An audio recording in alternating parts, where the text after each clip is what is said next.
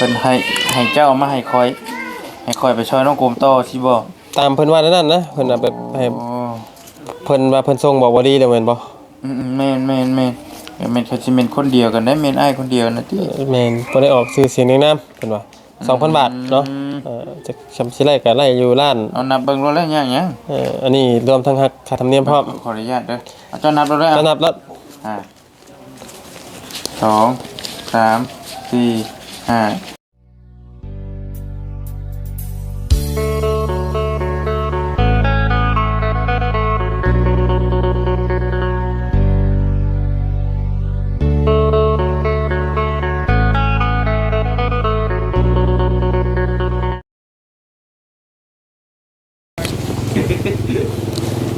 ทักทายกับสบายดีและสวัสดีเด้อพ่อแม่พี่น้องเด้อเนาะบ่ว่าสิเป็นพ่อแม่พี่น้องฝั่งไทยหรือฝั่งลาวพี่น้องเอ้ยหรือว่าต่างประเทศก็ยินดีต้อนรับเข้าสู่ช่องของบ่ยาว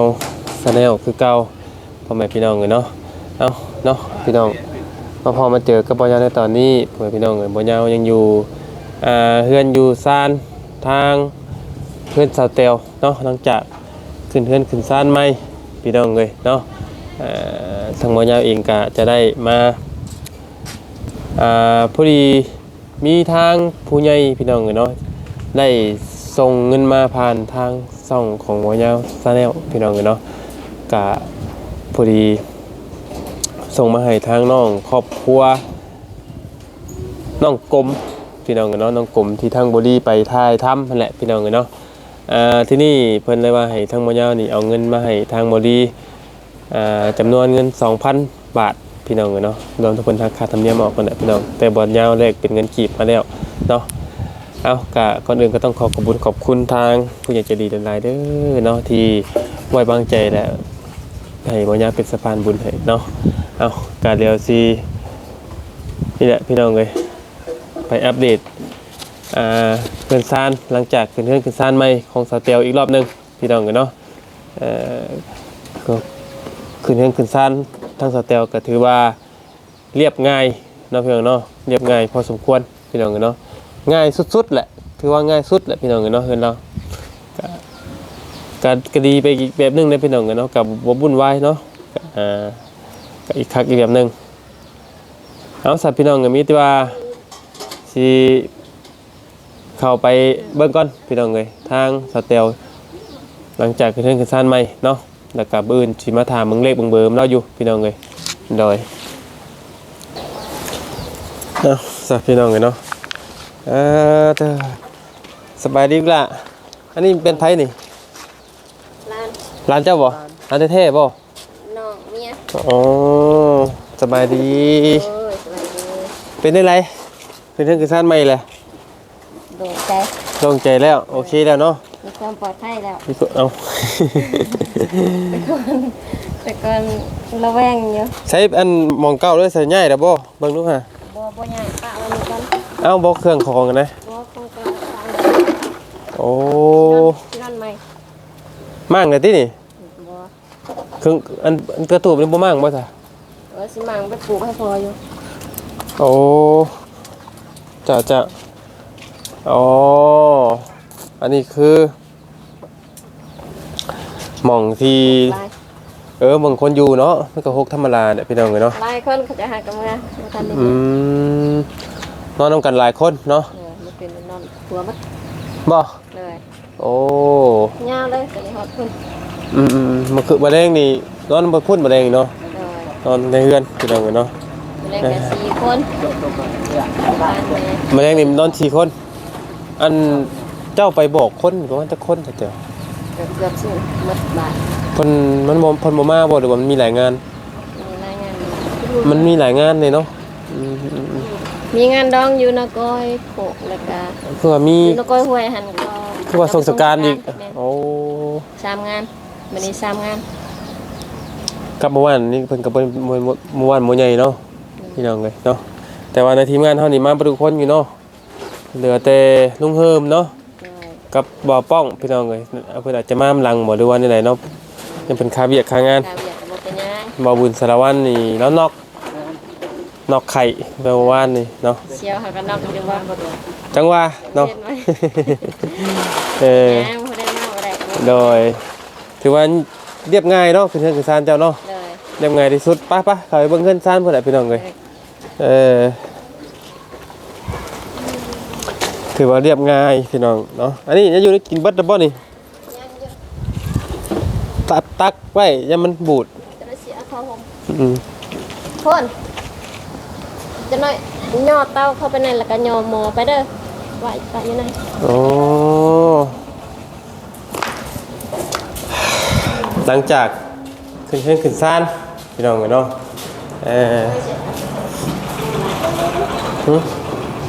มาดี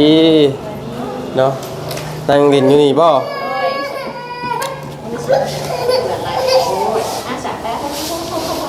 นี่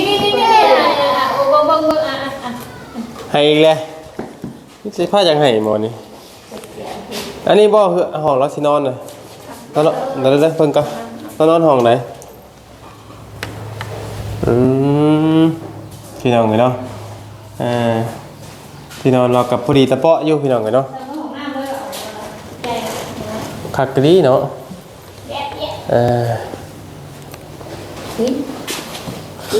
โอ้คือกันอยู่ได้เนาะสองคนนี่ผู้ชายผู้หญิงนี่คือกันอยู่เนาะแต่บ่ขี้ให้คือกัน บ่ให้เบิดมือบ่ได้ให้ยินเสียงให้ วันนี้นะบ่ให้บ่รู้บ่ ยอม เบิ่งเห็นบ่ไผเคยเห็นบ่เจ้าเคยเห็นบ่ บ่จักล็อกหมอนี่วันนี้บ่ฮู้ล็อก อยู่จักขอให้ทิพย์ ถือว่าเรียบง่ายพี่น้องเนาะบ่ได้มีตู้บ่ได้มีหยังเลยบ่ได้งั้นบ่ได้หยังเลยเมื่อคืนนี่ก็โอ้ งานแต่งน่ะบ่งานดอกก็ ถือว่าเรียบง่ายที่สุดพี่น้องเนาะเรียบง่ายที่สุด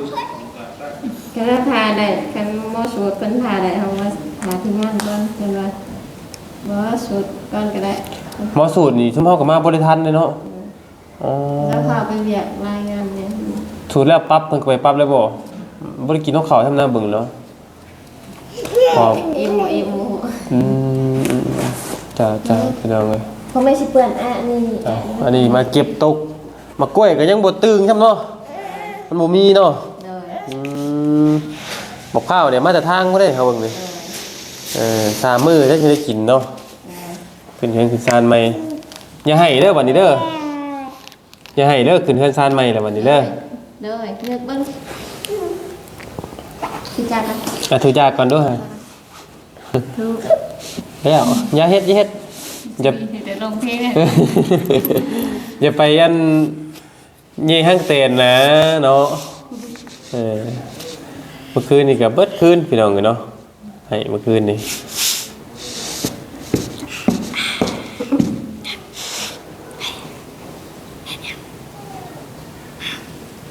นั่งแล้วบ่ กำลังนั่งกำลังคาน ว้า การมีกินสูงคานตามเลย ไว้ดีเนาะ แต่เดือนนี่ สิครบปีเลยเลย สิบกว่าปีเลยแต่เก่งๆอยู่ โอ้ยจะสิมาเปื้อนมันแล้ว ไว้พี่น้องเนาะเพิ่แป๊บเดียวหมอนี่ปีปลาย ปีจักเดือน สิเข้า3 ปี คือเข้าซ้ เจ๊งเกะว่าได้เป็นน้อยขึ้นเมเนาะน้อยขึ้นเมเนาะ ำซ้ำไว้ผิงมันจัง ยันเมนอยู่ยันสีกันเนาะ ก็คือจะไม่ก็ฮอด3 ปี เฮ้ยบ่เล่นลูกมา อันจะเล่น มาเห็นไหมมาสนุกลูกเด่น ยาแล้วแหละให้เราเล่นตัวเดี๋ยวงี้ป๊บออกอีกแล้วข่อย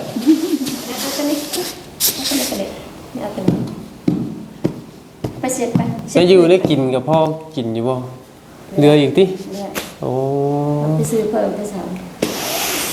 อันที่ว่านี่เอาไปซื้อเพิ่มอีกบ่มันแดดลง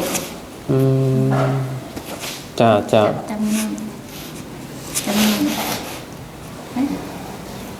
เนี่ยแล้วว่าภาษาเราเทิงใช่ได้ เราได้สองภาษา ภาษาเราวเทิงนี่ถามว่าเจ้าชื่อหยังเขาว่าให้แหละ ไม่รู้มันรอก เหมือนดอก เดี๋ยวนะไม่ ปอจะซาด้วยค่ะ ไม่รู้มันรอก มันบ่ได้มันเว้าลิ้นตัวนี้ รีบแข็งเนาะ เมื่อยอะลิ้นล่องบ่ อันนี้ล็อกว่ะ เนาะจีนนี่ยอมแล้วข่อย มาเด้อพอแล้ว ฮะ โหแต่จะเรามาเด้อพอแล้ว เบาข่อยได้หลายอยู่ได้ปอดอยู่ในอาจูดงอยู่ผู้อายุงตะกู้ผู้ได้ข่อยนะได้หลายอยู่ได้ข่อยนะ เดี๋ยวว่าไปสุด เอออันนี้ก็อ๋อลือนี่นะ เอาดึงขึ้นมาเล็กน้อย งามหลายฮะ รอมา เราก็งามซื่อๆแล้วว่าแม่นเราได้งามหลายเนาะแม่นเอา ทักทายกันดิถ้าทักทายกันภาษาอันอัน บันส่วนแม่นน่ะเนาะก็สบายดี แล้วสบายดี บันส่วนแล้วว่าอยู่ดีมีเฮง มันชวนโมโห มันบ่คือกันเนาะเพราะว่าเจ้านี่ส้นเผาหยังก็ ตาย สตังค์เพราะว่าภาษาเราวเทิงนี่มันมีหลายเผ่าไรเผ่าบลูเนาะเผ่าตีแล้วก็สตังค์ฮะแล้วก็ยังมีหลายอีกเนาะ สตางค์กับโปรเนี่ยอันเดียวกัน ฮะอันเดียวกันบ่เออ บอก แต่ว่าส้นเผ่าตีนี่เพิ่นรู้สึกว่าเพิ่นสิอยากว่าไวกว่ามีแต่คำเว้าเพิ่นนะ โอ้เห็นจะไหน เพิ่นสิออกเว้าไวกว่า กินไหม เก็บตกพี่น้องกันเนาะเงียบสมอยสมีเนาะปกติกันเดือนซ่านใหม่นี่จะสิเป็นลมเลยพี่น้องเอ้ยอันนี้สบายเราพี่น้องบ่ได้อีหยังมากมายบ่ได้มีการคบงานบ่ได้มีหยังเลย เรียบง่ายดีนะ แห่แล้วสูตรแล้ว คน หมดเลย เจ้านับคนครบบ่กะประมาณจักคน ประมาณ40 มัน40คนเนาะตอนมื้อเช้านี่นะ หน่อย อ๋อเพอชุมเฮามากับบริทันเลยพี่น้องกันเนาะบ่ทันกับบ่ทันกับบ่ทันแน่นี่นะ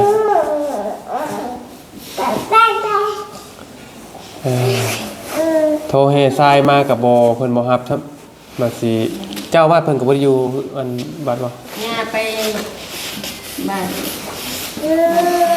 ห้วยเมาบ่คิดเนี่ย อืม ไปทรงสการ ไปเบียกคือกันนะเพิ่นก็เนาะจ้า เอาให้น้องนอน เออ เอา น่าสิให้ อุ้ย หมูมีท่า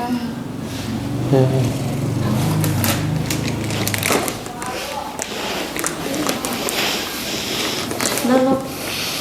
ไม่สนุกไม่สนุก บ่อยู่ซื่อๆคือน้องกันบ่นี่น้องอยู่ซื่อนี่เห็นบ่ซ้ำกันแหละ3 ปีกับ8 เดือนอันนี้น้อยคือเมย์ได้พี่น้องเนาะน้อยคือเมย์อันทั้งพ่อทั้งอย่างเจ้าอันเมย์อย่างเจ้าเราก็มาอยู่บ่อันนี้เขาก็บ่ได้ถามจนเพิ่นเจ้าหาอยู่บ่ ไปอยู่วันไปอยู่ พอเขาก็บ่ได้ถามขอนี่นะคือบ่เห็นนะก็จะถามเบิ่งบ่ได้มาติอ๋อ เห็นเพิ่นบอกเมื่อวานว่าถ้าบ่เห็นตอนเช้าคือสิเป็นตอนแรก ตอนแรกเลยเพิ่นสิมาสิบ่เราอยู่ไสตอนนี้ฮะ อยู่โพกพุ่น อยู่บ้านหยังก็ อยู่โพกอยู่นะ อ๋ออยู่หน้าบ่อ๋อยันมาตอนแรกบ่จ้าโอเคเอาซะยินดีนำเด้อเด้อแต่ว่าโดยยินดีนำเดี๋ยวสิออกไปลบเบียดลำบ่ดีก่อนเด้อดึงเนาะยินดีนำเด้อได้นอนเทือนซานใหม่เด้อ ถือจากกัน ทุจาก่อน จากกัน ทุจาก่อนมาสบายดีก่อนจ้ะ ถือจากกัน ทุจาก็สบายดีเหมือนกันเดียวกันสบายดีเด้อโดย ไปดีล่ะ สบายดี ถือ เออ ถือเองไว้ถือน้อยๆพอ ปะซะเนาะเดี๋ยวไงเดี๋ยวออกไปหาบอดี้ก่อนถึงน้องเลยตาเบิ่งของน้ำของในแล้วก่อนนิดนึงพี่น้องเนาะ ใส่งานแล้วบ่นี่สแตลไหลหลุดลงบ่โอ้โอ้ของน้ำเราก็ตีงกาก็ได้เนาะนี่ดิโอ้คักพี่น้องกันเนาะของน้ำของในเราก็ไปเดี๋ยวเอาเงินไปให้ทางบอดี้ก่อนพี่น้องกันเนาะนิดนึงแล้วก็สิออกไปเวียกต่อเนาะไปเนาะ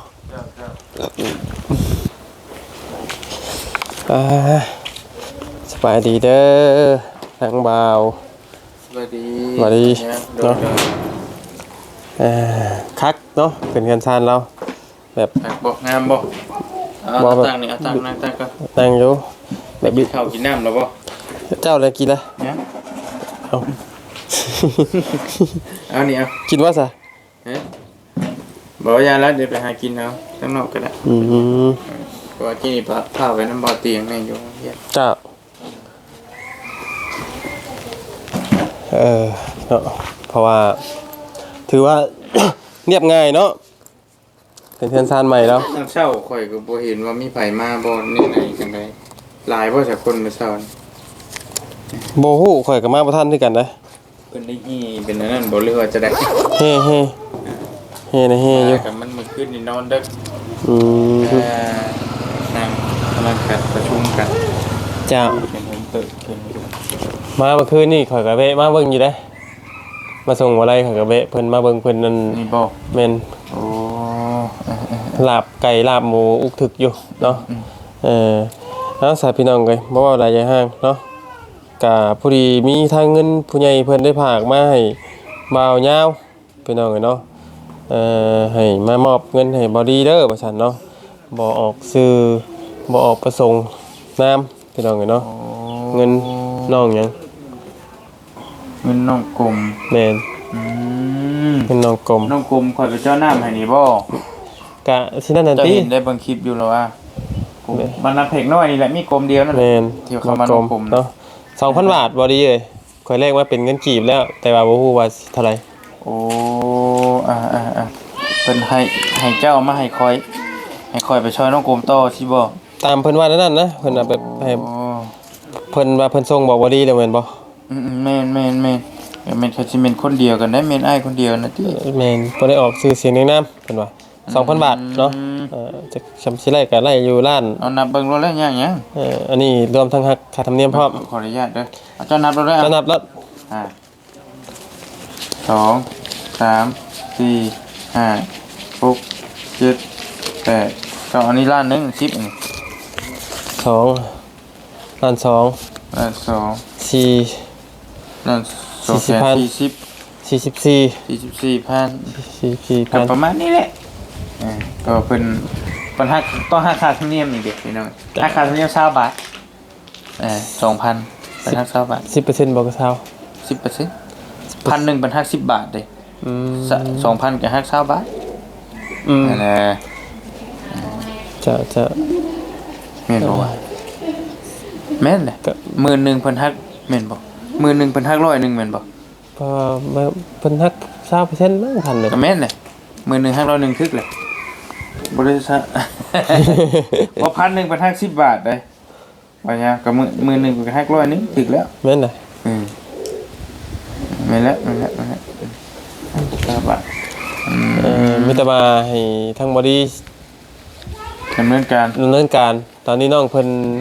ข่อยยังบ่ฮู้ซ้ำว่าน้องกลมคือคนใดสิ แกแต่เข้าไปเบิ่งน้ำคลิปข่อยเด้อแต่สิฮู้ดอก เห็นอยู่ในคลิปจะอยู่แต่ว่าตัวจริงอะนะข่อยยังบ่เห็น ก็ ครับ เป็นเล็กน้อยกำพร้าว่าหยังแม่ตายปะแล้วก็อยู่กับพ่อ2คน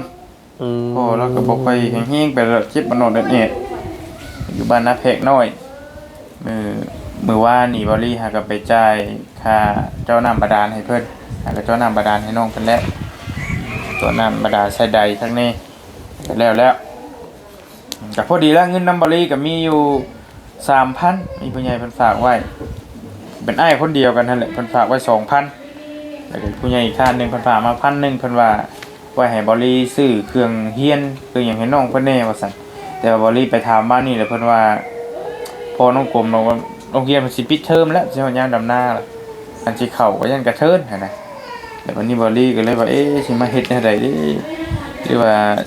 สิเฮ็ดห้องน้ำให้น้องเพิ่นบ่หั่นห้องน้ำน้องเพิ่นกำลังสิเฮ็ดห้องน้ำแต่สิเฮ็ดห้องน้ำก็จักพอสิได้ทำได้คือเจ้าเฮ็ดให้เฮือนน้องแพนบล็อกเบิดจักก้อนเนี่ยสมมุติเฮ็ดให้ เพิ่นน้องเพนบ่ค่อยสร้างมา300ก้อนแต่ว่ามันเหลือ มันเบิดบ่หลายบ่ได้ใช่เนาะ แม่น ใหญ่ก็ใหญ่เต็มได้เฮือนน้องแพนก็ ก็สิจะเท่าขนาดเท่าใดมันทำกันได้บ่2เมตรคูณ2เมตร 2 เมตรคูณ2 เมตรบ่นะฮะ 2เมตร2เมตร5เนาะคูณ2เมตร5ก็ประมาณ250ก้อนอะ พอเนาะ พอทำบ่พอก็เหลือบ่หลายหรอก บ่หลายปานใดใช่เอา แม่น บอกเลย บ่หลาย 200ประมาณ250 แม่นเพราะว่าน้องเพนมันเหลือเด้เหลือหลายอยู่ เจ้าสั่งไป300เนาะ แม่น ประมาณ250ก้อนแหละอยู่นี่มันก็ก้อนละสมมุติว่าก้อนละ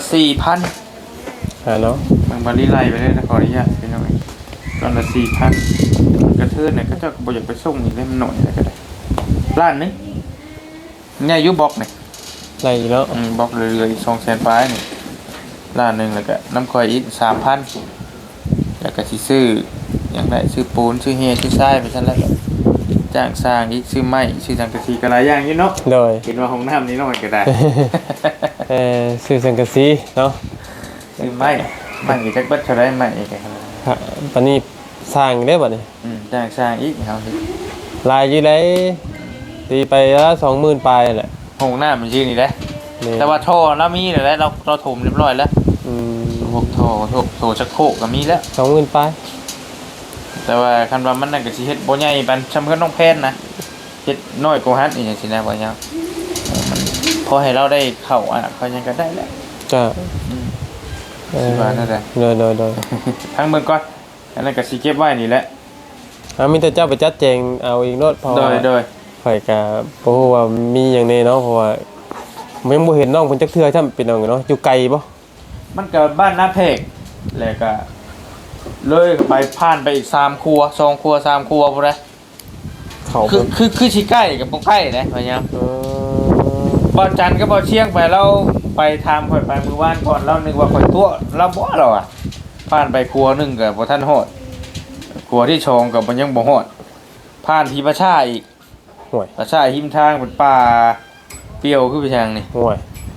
มื้อนั้นข่อยมาทุ่มหนึงผู้เดียว ปิกดิ บ่ได้ปีกบ่ได้หยังแล้วก็เสียวๆสันหลังอยู่ อืม เปรี้ยวดีได้มันหั่นน่ะทางเข้าบ้านกันน่ะ ทางเปรียวเนาะ แม่ ผีบ่ย่านคนผู้ใดผู้หนึ่งหลายกว่าเนาะอันนี้เว้าดีเด้ เด้อ ค่ำคืนนี่ เด้อ เอามีแต่ว่าทั้งหมดนี้จัดแจงเองก็เด้อเนาะมีแต่ว่าเงินนี่ก็ ก็เป็น 5,000 บัดนี่แต่ว่านำบรีก็สิพิจารณาเบิ่งว่าสิซื้อสิเฮ็ดห้องน้ำก็จะมันพอกระเทินสิเฮ็ดจักสิเฮ็ดได้ซำใดแหละต้องจ้างสร้างการจ้างสร้างน่ะเพิ่นเอาเท่าใดซะคือเงินน้องแพนซะจ้ะ เพิ่นเอาข่อย4ล้านห้า ถูก4ล้านผู้ค่าสร้างกันติ คำอยู่พี่จักเฮาก็บ่ฮู้คือกันอาจจะบ่ฮอดก็มีคือของน้องน้ำพลนี่ใช้บ่เสียงจัง3ปลายจ้ะ3หรือ4แล้วแต่ได เพิ่นมันก็บ่รีสิเก็บไว้แล้วสิพิจารณาเบิ่งว่าสิซอยน้องเพิ่นด้านใดจังใดเนาะ โดยมีแต่ให้ทั้งบ่ดีขอบคุณ โดย เนาะ ขอบคุณหลายๆเด้ออ้ายเด้อที่อ้ายมีจิตใจอันเป็นกุศลที่ได้ซอยน้องกลมก็พอเนาะ อ้ายบ่ เอ่อก็อ้ายที่ ข่อยบ่ฮู้เลยเพราะว่าเราเพิ่นฝากมาให้บอกว่าบ่ต้องออกผสม อ้ายนั่นแหละเพ บ่ ราะ ต้ ว่า องออกทรง เพิ่นส่งมาให้บริ2เทื่อ3เทื่อแล้ว อืม เพิ่นให้ซื้อเงินไปฝากน้องกงมานะ อืม ก็แจ้งบริอยู่ ๆได้ เป็นอ้ายคนเดียวกันเพิ่นอยู่ฝั่งไทยเนาะเอาก็มีแต่ให้อ้ายอยู่ดีมีแฮงให้โชคให้มานให้ร่ำให้รวยเนาะปรารถนาสิ่งใดก็ให้อ้ายได้สิ่งนั้นสมความมุ่งมั่นปรารถนาเนาะนอนรับให้ได้เงินหมื่นนอนตื่นให้ได้เงินแสนเนาะให้ร่ำๆรวยๆเฮงๆปังๆได้อ้ายเด้อถูกเนาะ เอาทางมันยาวเองก็ต้องขอบคุณ เจ้า ทางอ้ายเพิ่นได้หลายเลยซะเด้อเนาะที่ตอนนี้ก็เงินฮอดมือบอดี้เป็นที่เรียบร้อยแล้วเนาะก็ทางมันยาวก็บ่ได้มีแล้วเด้อบัดนี้เด้อเนาะก็ขอบคุณอยู่ดีมีแฮงเด้ออ้ายเด้อเนาะที่ได้เสร็จได้ซอยทางครอบครัวน้องกลมเนาะขอบคุณนี่หลายที่ไว้วางใจทางช่อง YouTube ของมันยาวเนาะขอให้อยู่ดีมีแฮงเฮงๆปังๆร่ำรวยพร้อมครอบครัวของอ้ายเนาะขอบคุณ FC ทุกท่านทั้งผู้ใหญ่ใจดีอีกหลายท่านที่ได้เสร็จได้ซอยเหลือเข้ามา โดย แต่ละครอบครัวแต่ละ